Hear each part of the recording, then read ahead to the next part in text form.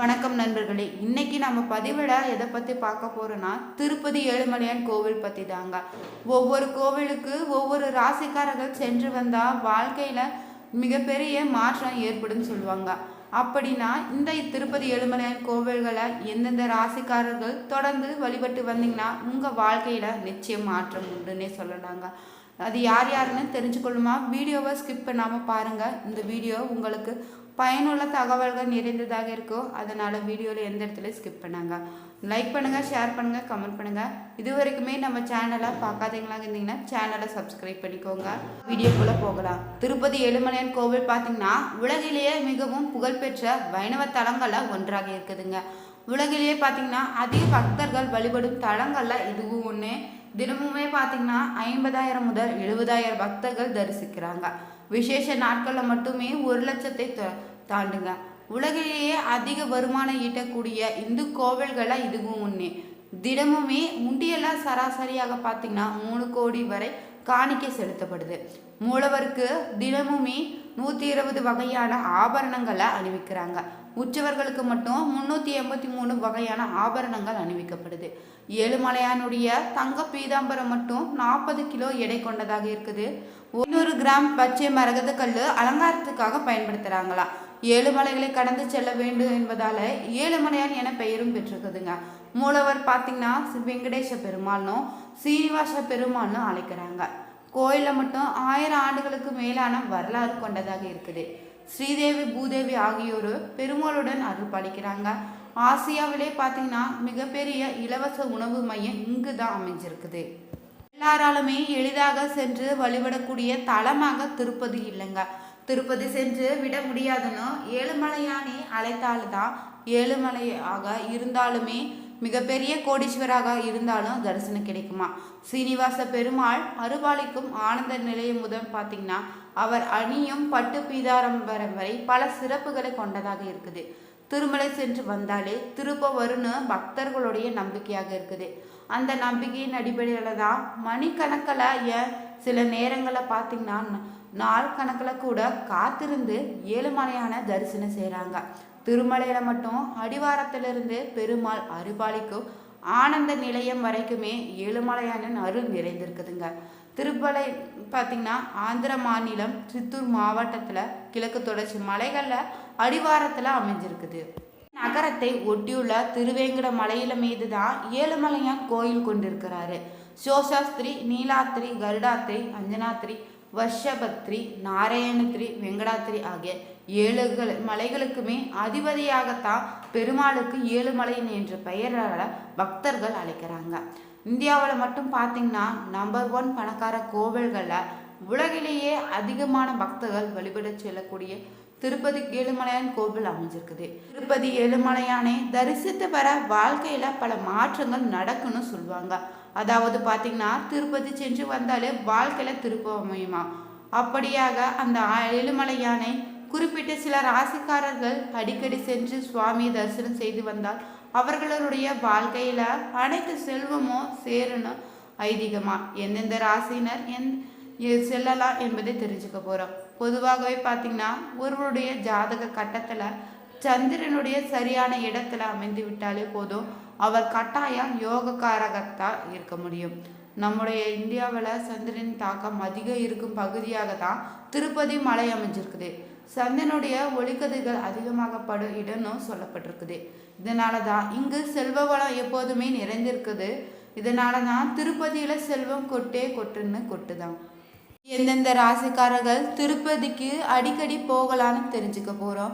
மேஷம், ரிஷிபம், மிதுனம், கடகம், கன்னி, துலாம், விருச்சகம், மகரம், மீனம் ஆகிய லக்னங்களை கொண்ட ராசிக்காரர்களும் திருப்பதிக்கு எப்போது வேண்டுமானாலும் சென்று தரிசனம் செய்யலாம். முடிந்தால் அங்கேயே தங்கி கொண்டு சாமி தரிசனம் செய்து வராங்க. இவர்கள் எப்போதெல்லாம் திருப்பதிக்கு செல்கிறார்களோ அப்போதெல்லாம் நிச்சயம் அவர்களுக்கு அதிர்ஷ்டம் காத்திருக்குதுன்னே சொல்லலாம். ஆனால் ஒரு சில ராசிக்காரர்கள் அடிக்கடி திருப்பதிக்கு செல்வதை தவிர்த்துக்கோங்க. பணப்பிரச்சனை உள்ளவங்க தமிழ் மாதத்தில் முதல் திங்கட்கிழமைகளை திருப்பதிக்கு சென்று ஏழுமலையானை தரிசனம் செய்தால் வருட இறுதிக்குமே கோடீஸ்வரர்கள் ஆவார் என்பது நம்பிக்கை. திருப்பதி யாத்திரையில் வாழ்வில் வளம் பெருகும் என்பது பக்தர்களுடைய அதீத நம்பிக்கையாக இருக்குதுங்க. ஆனால் இந்த 3 ராசிக்காரர்கள் மட்டுமே திருப்பதிக்கு செல்லக்கூடாது என்று சாஸ்திரங்களை கூறதில்லை. அடிக்கடி செல்லாதீங்க. அப்படி போனால் கடனாளிகள் ஆகிவிடுவீங்க. அந்த ராசிக்காரர்கள் பார்த்தீங்கன்னா சிம்மம், தனுஷு, கும்பம் ராசிகள் மட்டும்தான். இந்த ராசியை தவிர மற்ற 9 ராசிக்காரர்கள் எப்போது வேணுமானாலும் நீங்கள் திருப்பதி சென்று வழிபட்டு வருங்க. இதை தவிர பார்த்தீங்கன்னா பூர நட்சத்திரம், துலாம் லக்னம் ஆகியவற்றில் பிறந்தவர்களுக்கு திருப்பதிக்கு போகக்கூடாதுன்னு சொல்லுவாங்க. இந்த 3 ராசிக்காரர்களுமே பொதுவாகவே சந்திரனால் பாதிக்கப்படுவதாக சாஸ்திரங்களை கூறியிருக்காங்க. ஜோதிடத்திலையும் சூரியன் தந்தையாகவுமே சந்திரன் பெண் கிரகமாக கருதப்படுது. கடக ராசியில அதிபதி சந்திரன், ரோகிணி, அஸ்தனம், திருவோண நட்சத்திர சந்திரனின் நட்சத்திரங்கள். இதில் பார்த்தீங்கன்னா சிம்மம், தனுசு, கும்பம் ஆகியன சந்திர பலம் நிறைந்த ராசிகளாக இருக்குது. அதனால தான் இவர்கள் திருப்பதிக்கு செல்வதால் சந்திரனுடைய நிலை பாதிக்கப்படும் சொல்லப்படுது. அதனால தான் இந்த ராசிக்காரர்கள் திருப்பதிக்கு அடிக்கடி செல்லாதீங்க. வியாழக்கிழமைகளை திருப்பதி சென்று வழிபட்டிங்கன்னா எளிய சேவையான பஞ்சகச்சமும் துளசி மாலை அணிந்துள்ள பெருமாளை சந்தித்து தரிசனம் பெற்று வந்தீங்கன்னாவே கோடிய புண்ணியம் உங்களுக்கு உண்டாகும். திருப்பதி மலை மேலே உள்ள ஏழுமலையானுடைய திருவுருவச் சிலை பார்த்தீங்கன்னா எப்போதுமே 110 டிகிரி ஃபாரன்ஹீட் வெப்பத்தில் இருக்குது. திருமலை பார்த்தீங்கன்னா 3000 அடி உயரத்தில் உள்ள குளிர் பிரதேசமாக அமைஞ்சிருக்குது. அதிகாலையில் 4:30 மணிக்கு குளிர்ந்த நீரும் பால் மற்றும் திரவியங்களால் அபிஷேகம் செய்வாங்க. ஆனால் அபிஷேகம் முடிந்தவுடனே ஏழுமலையானுக்கு வேர்வைகளும் வேர்க்குது. பீதாம்பரத்தால் வேர்வையை ஒற்றி எடுக்கிறாங்க. திருப்பதியில் பார்த்தீங்கன்னா வியாழக்கிழமை அபிஷேகத்திற்கு முன்னதாகவே நகைகளை கலற்றும் போது தான் ஆபரணங்கள் எல்லாம் பார்த்தீங்கன்னா சூடாக கொதிப்பாக இருக்குதா. பெருமாளுடைய அபிஷேகத்திற்காக ஸ்பெயினில் இருந்து மட்டும் குங்குமப்பூவும், நேபாளத்திலிருந்து கஸ்தூரியும், சைனாவிலிருந்து புனுகுமும், பாரிஸ் நகரத்திலிருந்து வாசனை திரவியங்களும் விலை உயர்ந்த பொருட்களும் வரவழைக்கப்படுது. தங்க தாம்பாளத்தில் தான் சந்தனத்தோடு கரைக்கப்பட்டு 51 வட்டுல பால் அபிஷேகம் செய்யப்படுது. பிறகு பார்த்து தான் கஸ்தூரி சாத்தியும் புனுங்கு தடவப்பட்டு காலை 4:30 மணி முதல் 5:30 மணி வரையுமே அபிஷேகம் நடத்தப்படுது. அபிஷேகத்திற்கு சுமார் பார்த்தீங்கன்னா 1 லட்சம் ரூபாய் செலவு செய்வாங்க.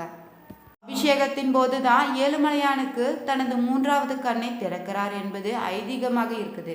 ஏழுமலையானுடைய சாலகிராம தங்க மாலை பார்த்தீங்கன்னா 12 கிலோ எடை கொண்டதாக இருக்குது. இதை சாத்துவதற்கு மட்டுமே 3 அச்சல்கள் தேவையாம். சூரிய கடாரி 5 கிலோ எடை கொண்டதாக இருக்குது. பாத கவசம் 375 கிலோ எடை கொண்டதாக இருக்குது. கோவிலில் இருக்கும் ஒற்றைக்கல் நீளம் பார்த்தீங்கன்னா உலகில் யாரிடமே கிடையாதுன்னு சொல்லுவாங்க. இதன் மதிப்பு மட்டும் 100 கோடி. காலத்தில் பார்த்தீங்கன்னா ஆதிசேஷனுக்கும் வாயுதேவனுக்கும் இடையில ஒரு போட்டி வந்திருக்குது. தமிழில் யார் பெரியவன் என்ற போட்டி நடைபெற்றிருக்குது. ஆதிசேஷன் வாயுதேவனிடம் சொன்னான், வாயுதேவனே, நான் கைலாய மலையை என்னுடைய உடும்பால சுற்றி இறுக்கி மூடிக்கொள்வேன். நீ உன்னுடைய பலத்தால மலையின் சிகரங்களை பேத்தெறிந்தா நீ பெரியவன் என்பதை ஒப்புக்கொள்வேன் என போட்டி தொடங்கியிருக்காங்க. ஆதிசேஷனோ தன் 1000 தலைகளாலுமே உடம்பாலும் வாளாலுமே கைலி மலையை இறுக்கி மூடி மலையை தெரியாதபடி மறைத்து விட்டாரா. வாயுதேவனோ பலம் கொண்ட மட்டும் காற்றை வீசி பார்த்து கூட அசைக்க முடியல. பல 100 ஆண்டுகளாக பின் தான் ஆதிசேஷன் லேசாக அசையவே அந்த நேரம் பார்த்து வாயுதேவன் தன் பலத்தை காட்ட கையிலிருந்து 3 சிகரங்கள் பெயர்ந்து கொண்டு வரப்பட்டிருக்குது. அதில் ஒன்று திருமலையில விழுந்து சேஷலம் என ஏழுமலையின் ஒன்றாக உருவாயிருக்குதான். சேஷலம் மீது ஆனந்தம் இருப்பதால தான் அந்த பிரதேசத்திற்கு ஆனந்த நிலையம் என்று பெயர் வந்திருக்குது. வாழ்க்கையில செல்வ பலத்தோடு மற்ற எல்லா பேர்களையும் பெற்று சிறப்பாக வாழ நினைத்தீங்கன்னா ஒவ்வொரு தமிழ் மாதத்துல வருகிற முதல் திங்கட்கிழமை நாளில் அந்த திருப்பதி திருமலைக்கு சென்று திருமலை வெங்கடாஜலபதியை கோவிலில் மதியம் 12 மணிக்குள்ளாக திருமலை வெங்கடாஜலபதியை தரிசனம் செய்து வழிபட்டு வந்தீங்கன்னா மிக சிறப்பான வாழ்க்கை அமையும். தொடர்ந்து 12 மாதங்கள் திருப்பதி மலைக்கு சென்று வழிபடுவர்களுக்கு 6 மாதத்திற்குள்ள ஒரு முறை திருமலைக்கு சென்று வழிபடுவர்களுக்குமே திருப்பதி மலை வாழும் வெங்கடாஜலபதியில அருளால வாழ்வல ஏற்படுகின்ற எத்தகைய கஷ்ட நிலையும் தீர்ந்துவிடும். படிப்படியான முன்னேற்றங்கள் ஏற்படும். கடன் பிரச்சனைகள் விரைவில் தீரும். செல்வ வளமும் பெருகும். வீடியோவில் நாம் திருப்பதிக்கு எப்படி செல்லணும் என்பதை தெரிஞ்சுக்கொண்டா. இந்த வீடியோ உங்களுக்கு பிடிச்சிருந்தா இது போன்ற சுவாரஸ்யமான பதிவுகளை தெரிஞ்சுக்கணும்னா மறக்காமல் நம்ம சேனலுடைய பெல் பட்டனை கிளிக் பண்ணி சேனலை சப்ஸ்கிரைப் பண்ணிக்கோங்க. Thank you viewer.